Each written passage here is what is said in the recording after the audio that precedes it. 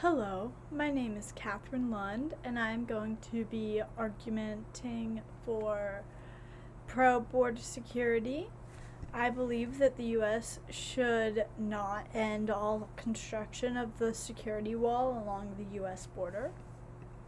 Ingrape Institute states that in 2011 to 2015, there was significantly more murders in Mexico than in Mexican municipalities compared to U.S. counties.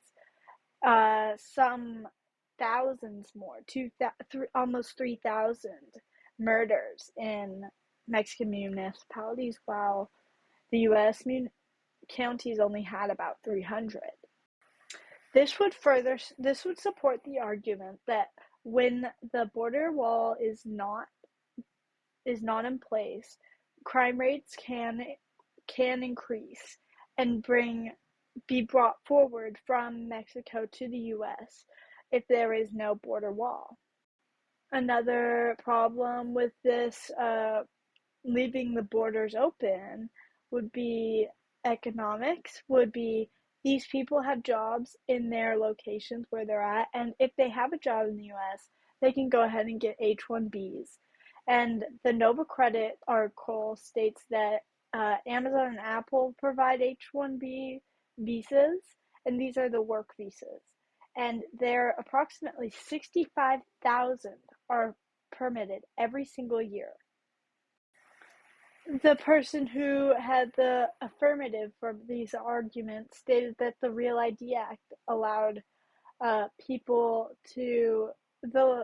federal Homeland Security to build and cross habitats of endangered species. Well, the savings that we would save from the crime rates and the economic activity would be much more, and we could build protected wildlife lands so that they can live freely in open land in their natural habitat, protected from poachers, hunters, and all the above.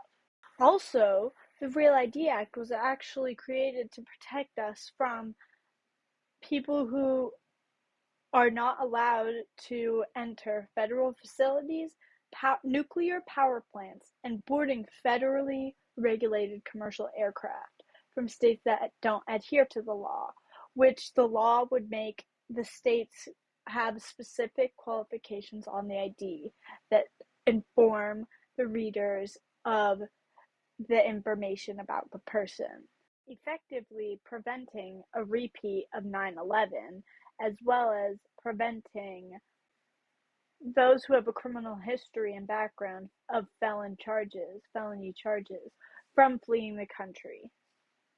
The lack of water insecurity is not due to the border wall preventing people from crossing freely to access water.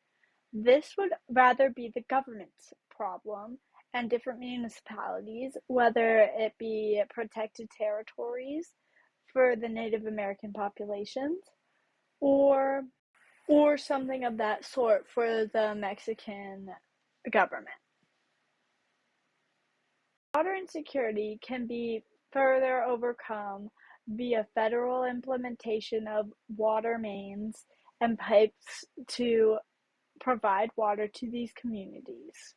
This is also a very sensitive topic because the policies regarding this protected territory is very sensitive, and the federal government just can't go around making alterations to these native and sacred lands because they are protected.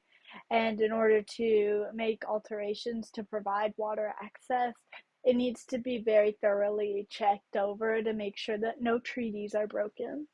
H-1B visas, and how those are available for individuals who would like to work in the U.S. and find different work in the U.S. to live here also, and that there are many corporations that provide that, very large corporations.